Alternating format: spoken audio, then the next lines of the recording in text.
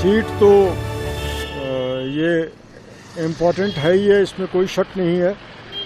इस सीट में कुलगाम डिस्ट्रिक्ट भी है, पार्ट ऑफ शुपियाँ है, अनंतनाग डिस्ट्रिक्ट है, रजौरी डिस्ट्रिक्ट है, पुंछ डिस्ट्रिक्ट है। तो अपने अपनी नवीयत के मसाइल हैं इन इलाकों में। अनंतनाग के और मसले हैं, कुलगाम के और प्रॉब्लम्स हैं, रजौरी के और प्रॉब्लम्स हैं, पुंछ के और प्रॉब्लम्स हैं। लेकिन एक जो हम सब का एक मुश्तरका प्रॉब्लम है इस रियासत के, इस जो ये जिस रियासत को अब यूनियन टेरिटरी बनाया गया, इसके हवाले से जो मसाइल यहाँ पे हैं, जो परेशानियाँ हैं, वो आप देख ही रहे हैं। तो वो पीर पंचाल में भी हैं और पीर पंचाल के इस साइड भी हैं। उस कॉन्स्टिट्यूंसी में भी मैं रहता हूँ। असली घर तो मेरा गांदरबल में है रहते, लेकिन मैं उस पार्लिमानी इंतखाब का जो इलाका है, मैं वहाँ का भी रहाइश पजीर हूँ।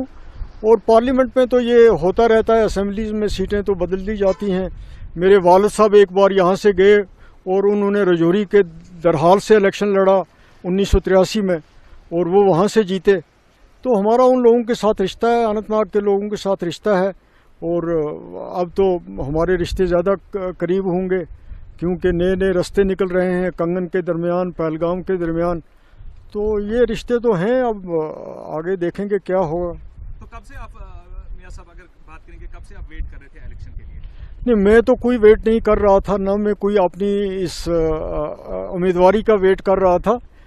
तो मैं कोई मेरी उतनी चाहत भी नहीं थी कि मैं इलेक्शन लड़ूं।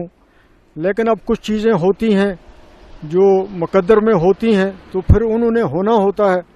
तो यही अब एक चीज़ मेरे साथ हुई है। तो अब मैं देखूंगा। मैं तो अल्लाह ताला से यही दुआ करता हूं कि खुदा कामयाबी दे।